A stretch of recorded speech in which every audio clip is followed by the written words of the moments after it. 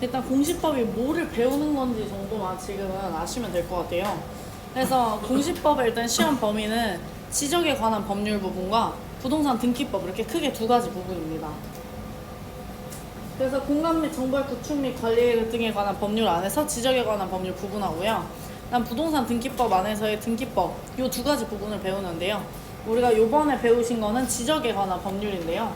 사실 지적에 관한 법률이 거의 한 60% 70% 정도고 등기법이 한 30% 40% 정도 나오거든요. 그래서 그렇고 공시법은 합쳐서 24문제 나오거든요. 그리고 세법이 16문제가 나와요. 그래서 둘이 합쳐서 40문제를 보게 되는데 공시법이 24문제 중에서 아마 지적법이 좀 더 많이 나오는 걸로 알고 있어요. 그래서 그렇게 일단 나오고 있고요.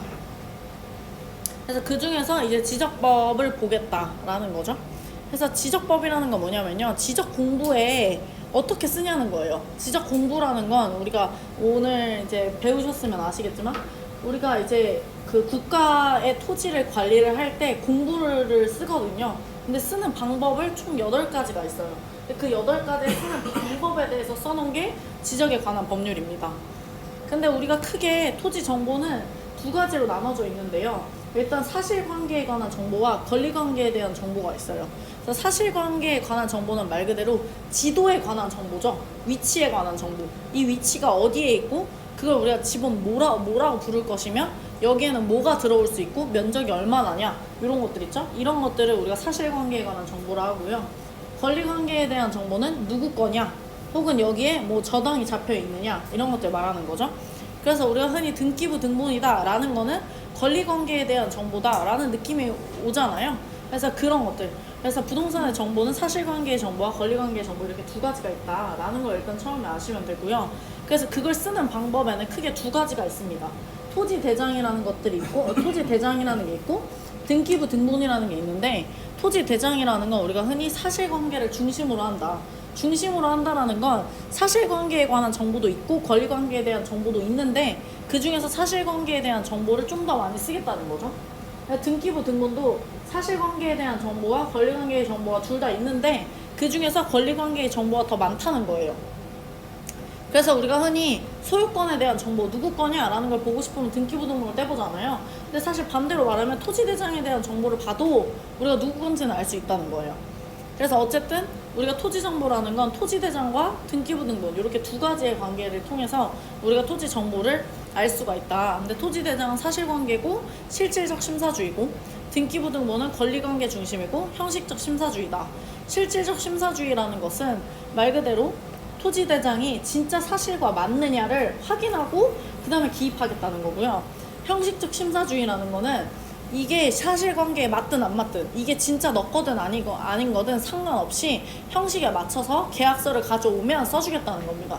그래서 우리가 이걸 흔히 공신력이 없다고 표현을 하죠, 민법에서. 그래서 토지대장은 사실관계 중심이며 실질적 심사주의고 등기부 등본은 권리관계 중심이고 형식적 심사주의다 라는 것까지만 일단 아시면 되고요. 그래서 우리 여기 공시법에서는 목표가 토지대장과 등기부 등본을 일치시키는 게 우리의 목표예요. 그러다 보니까 사실관계는 토지대장이 중심이고 권리관계는 등기부 등본이 중심이다 보니까 사실관계에 만약 변동이 일어났다 라고 하면 토지대장부터 바뀐다 그랬죠. 그리고 만약에 권리관계가 바뀌었다 라고 하면 등기부 등본부터 바뀝니다. 그러게 되면 토지대장이 바뀌었으면 등기부 등본은 옛날 거로 되어 있을 거 아니에요. 그러면은 야 우리 바뀌었으니까 새로 바꿔줘 라고 얘기하는 걸 우리가 등기 촉탁이라고 하고, 반대로 토지대장 지금 등기 권리관계가 바뀌어서 등기부 등본이 바뀌었어요. 근데 토지대장은 옛날 거야? 그럼 등기부 등본에서 토지대장으로 바꿔라 라고 얘기하는 걸 소유권 변경의 통지라고 얘기를 합니다. 그래서 토지대장을 관리하는 사람이 이제 국토교통부 행정부가 관리를 하고요. 그다음 등기부 등본은 사법부 법원이 관리를 합니다. 그게 다예요. 그래서 우리가 본격적으로 이제 지적법이라는 거에 대해서 볼 텐데요. 사실 똑같은 말을 너무 많이 반복하셔서 어쩌면 이미 외우셨을 수도 있어요. 예, 어떻게 예. 제가 설명할 거는 아마 거의 몇 분도 안 될 텐데 그분은 똑같은 말을 엄청 많이 반복을 하시기 때문에 일단 지적법이라는 건 말 그대로 위치나 이런 걸 이제 기록을 하겠다는 겁니다.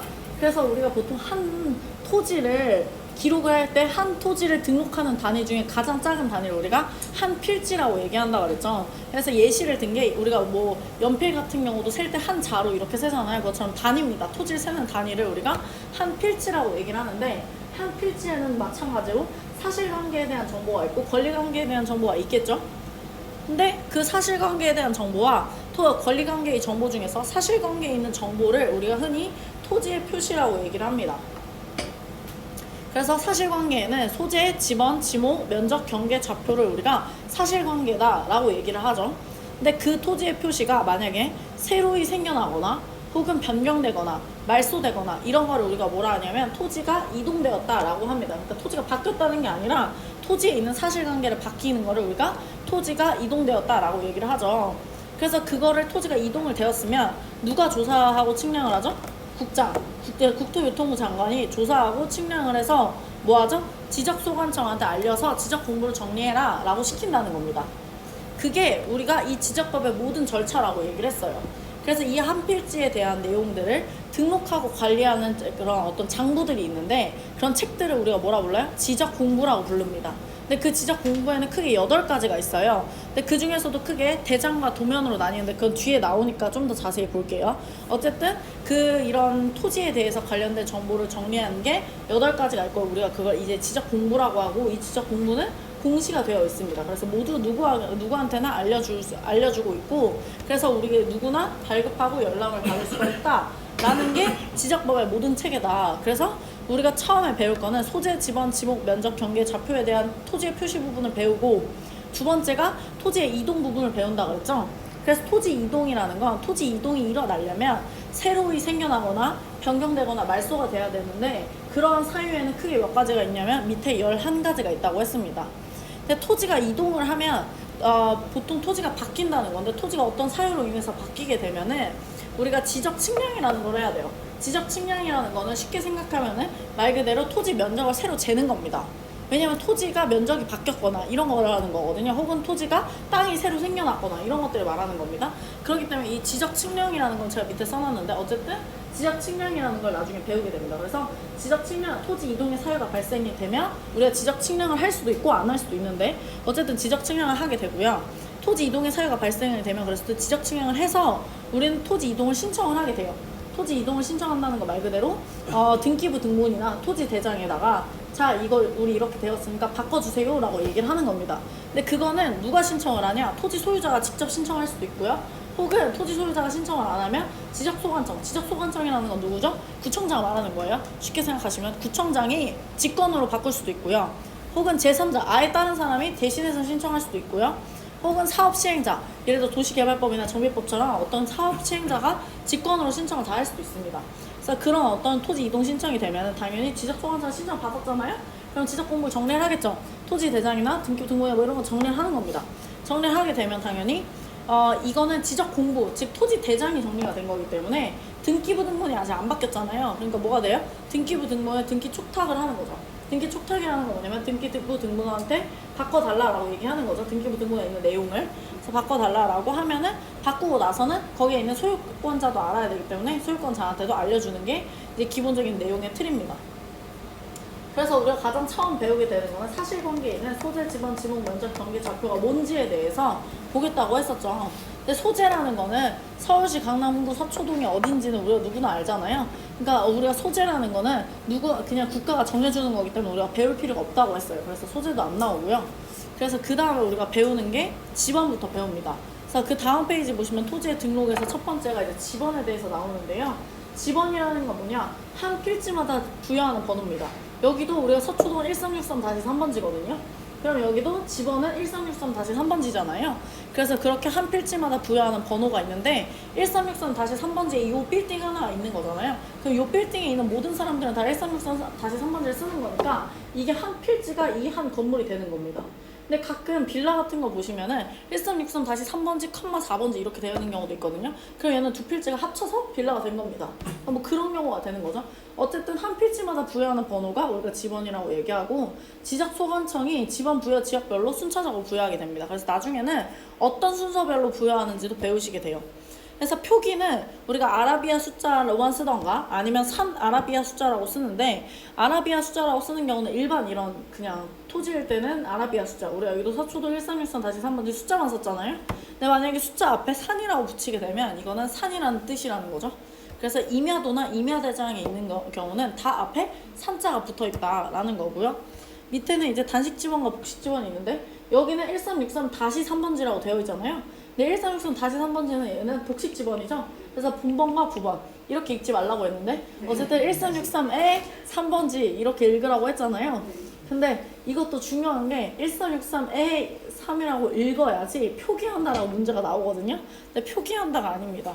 1363에 3이라고 안 쓰잖아요. 우리가 1363-3이라고 쓰잖아요. 쓸 때는. 그렇기 때문에 표기한다라고 쓰면 안 됩니다. 근데 여기서 사실 여러분들 기억하실 게 별로 없어요. 왜냐면 이런 것들은 문제 거의 안 나옵니다. 그냥 너무 뻔한 내용들이라서. 그 다음에 지목이 있는데요. 지목은 뭐죠? 지목이라는 건 토지의 주된 용도에 따라서 그 종류를 구분하는 걸 우리가 지목이라고 하는데, 지목은 전답, 과수원, 목적명지, 임야, 그거 설명하셨잖아요. 뭐가 차이가 있는지. 그거 같은 경우는 지금 외우셔도 몰라요. 저도 사실 그걸 한번 듣고 나서 시험 전날인가? 한번 다시 봤어요. 그러면 됩니다. 그래서 이거는 그냥 있다는 것만 알아주시면 돼요.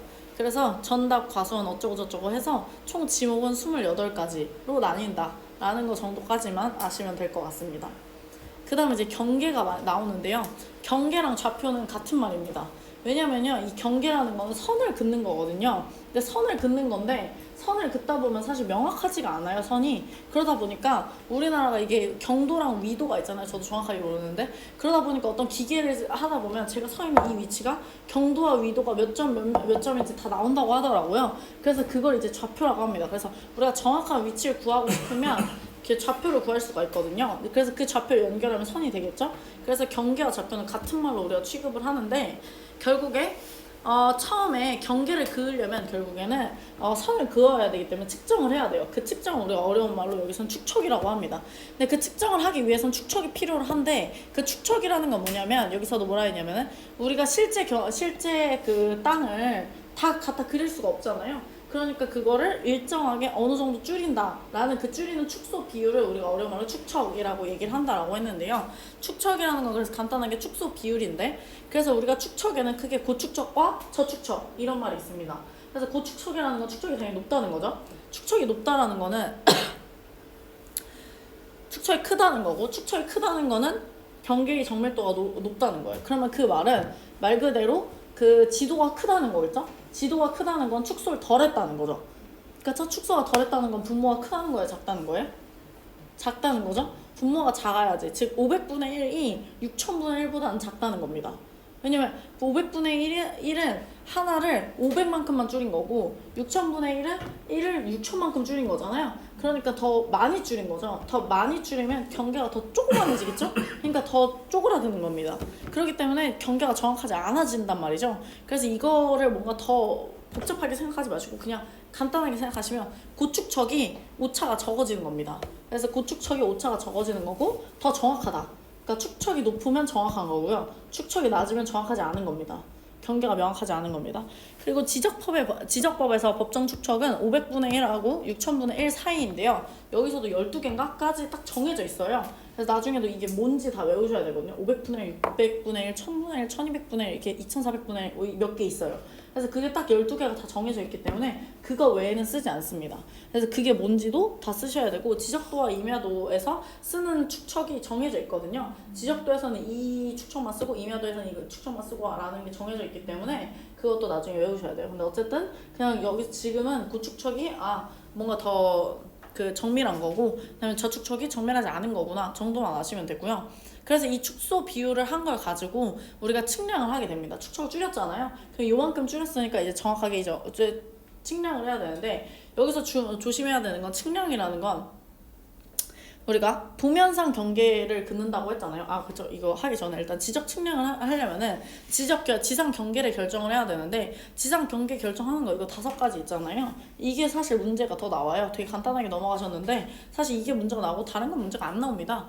어쨌든 축척이라는 거는 축척이 정해졌기 때문에, 자 이제 그릴 끄려면은 실질적으로 여기가 어디서부터 어디까지인지를 알아야 되잖아요. 그러니까 실제 도면에 가서 공무원이 나가가지고 실측을 해야 됩니다. 그게 이제 지적 측량이고요. 근데 측량을 할 때 연접되는 토지가 높낮이가 있어요. 그러면 중앙을 기준으로 하고 뭐 이런 어떤 종류가 있다는 겁니다. 근데 이것도 사실 나중에 외우셔야 되는 건데 이거 한번 듣는다고 해서 외워지는 게 아니기 때문에 나중에 외우는 방법이 있기 때문에 그때 외우겠습니다. 근데 어쨌든 지상 경계를 결정하는 방법을 가지고 우리가 그걸 가지고 우리가 측량을 한다. 그래서 측량을 하게 되면 실제 면적이 나오겠죠? 그럼 그거를 축소 비율에 따라서 경계를 줄입니다. 줄여서 이제 도면에 그리게 되는데요. 그 도면을 그릴 때는 당연히 경계를 그리는 거니까 대장 같은 경우는 대장과 도면이 아까 있다고 했는데 지적 공부에는 대장이라는 건 글을 쓰는 거예요. 글을 쓰는 곳이고 도면은 말 그대로 도면입니다. 지도 같은 거. 그러니까 당연히 지적도랑 임야도 말고는 경계가 필요한 것이 없어요. 그래서 경계랑 좌표는 지적도랑 임야도밖에 안 나오고요. 예외적으로 경계점 좌표 등록부라는 지적 공부가 있는데 거기에도 이제 좌표가 나옵니다. 그래서 경계점 좌표 등록부라는 곳은 이제 경계를 넣는다기보다는 좌표를 정확하게 하는 거죠. 그래서 지적도랑 임야도는 말 그대로 저기 뒤에 있는 이런 지도 같은 거 있잖아요. 저런 게 이제 지적도, 임야도는 이제 저런 식으로 나와 있는 거고요. 경계점 좌표 등록부는 저 지점마다 다 좌표가 다 써져 있는 거죠. 그러면 정말 정확하겠죠? 그래서 정확성이 요구되는 지역이라든지 혹은 도면을 가지고 부족한 지역 같은 경우는 경계점 좌표 등록부를 비치를 하겠죠. 그래서 그런 걸 이제 경계 좌표라고 하고요. 그다음 면적을 측정하는데 여기서 중요한 건 면적이라는 건 도면 안에서 면적을 측정한다고 했죠. 우리가 실제 면적을 측정하지 않습니다. 그래서 도면에서 축소한 그 비율 안에서의 면적을 측정해서 우리가 등기부 등본에도 등록을 하는 겁니다. 그래서 그게 이제 경계와 좌표에 대한 내용이고요. 그래서 우리가 지적 공부에는 총 몇 가지가 있냐? 8가지가 있다라고 했는데 대장에는 크게 4가지가 있습니다. 토지대장, 임야대장, 공유지 연명부, 대지권 등록부 이 4가지가 있고요. 도면에는 임야도, 지적도, 임야도, 경계점 좌표 등록부 플러스 한 가지가 더 정보 처리 시스템이라고 했죠. 정보 처리 시스템은 여러분들이 입력해보시면 국토교통부 정보 처리 시스템이라고 치면 저기 다 나옵니다. 그렇기 때문에 만약에 잘 모르시겠어 한번 쳐보시면 돼요. 그래서 국토교통부 정보 처리 시스템이라고 하면 나중에 여러분들이 공인중개사 되셔서도 나중에 국토교통부 정보처리 시스템에 들어가셔서 토지대장과 임야대장과 지적도랑 임야도랑 이런 걸 떼보실 수도 있는 거거든요. 그래서 그런 거 떼실 때도 거기 들어가서 떼는 겁니다. 그래서 어쨌든 이렇게 8가지가 있다. 그래서 이거는 외우셔야 돼요. 지적 공부 8가지가 뭐가 있는지 정도는 아셔야지 되는 거고 일반적으로 우리가 네 이거 일반적으로 의미의 대장인데 왜 제가 도면이라고 썼을까요? 붙여주세요.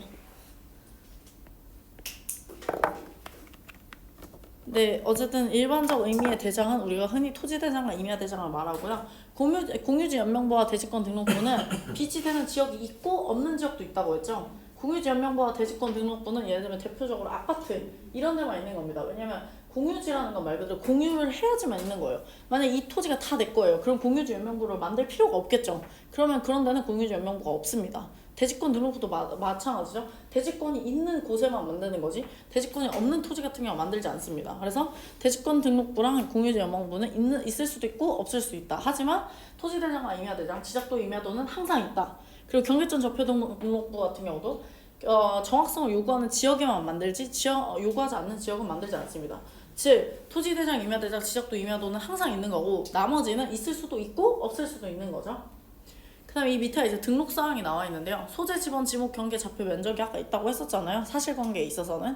근데 여기 중에서도 소재, 지번은 요 8가지에 항상 다 들어갑니다. 근데 지목은 대장과 도면에만 들어가고요. 경계는 당연히 그려야 되니까 도면에만 들어가겠죠. 좌표는 당연히 좌표이기 때문에 경계점 좌표 등록부에만 들어갑니다. 그리고 면적은 대장에만 들어갑니다. 그래서 이 내용도 나중에 이거 말고도 엄청 많아요. 그렇기 때문에 이거 가지고 중요한 게 아니고요.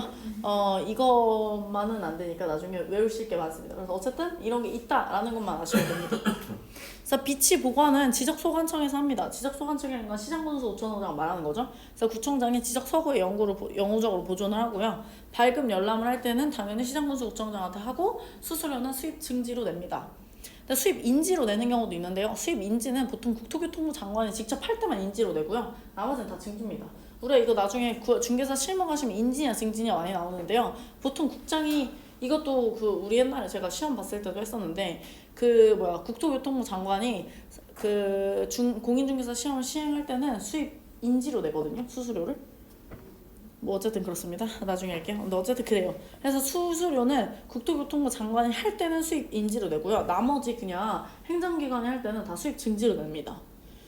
그다음에 정보 처리 시스템 같은 경우는 좀 달라요. 정보 처리 시스템은 말 그대로 클라우드 상에 올라와 있는 거예요. 그러다 보니까 비치 보관은 시장군수구청장이 아니라 시도지사나 시장군수구청장이 할 수도 있는 거잖아요. 그래서 높은 사람이 합니다. 그래서 시도지사나 시장군수구청장이 하고요, 보존을 하고요.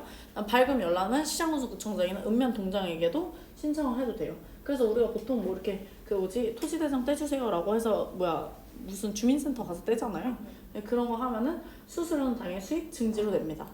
그래서 여기까지가 내용인데요. 사실 이 내용은 그렇게 중요한 내용은 아니에요. 그냥 여러분들이 여기서는 우리가 사실관계랑 권리관계라는 게 있고 그 다음에 지적공고가 8가지 정도 있다라는 거 정도만 아시면 되지, 사실 제가 여기서 막 그렇게 큰 의미를 안 두는 게 시험에 나올 만한 내용이 정말 1도 없습니다. 그렇기 때문에, 왜냐면은 이게 너무 포괄적이고요. 이것도 만약 등록사항도 이거 말고도 훨씬 내용이 많거든요. 이게 안 나오는 건 아닌데 나오는데 이거 말고도 훨씬 더 많은 내용들이 같이 나와요. 그리고 얘도 발급 연락 부분도 이것만 나오는 게 아니고 훨씬 더 많이 같이 나와요. 그래서 이것만 외운다 해서 되는 게 아니고요. 비교할 내용들이 좀 많아서 일단은 이렇게 그냥 간단하게 넘어가겠습니다. 그래서 공시법은 제가 요번에 일단 넣어놓긴 했는데 공시법과 세법은 크게 제가 비중을 두고 있지 않기 때문에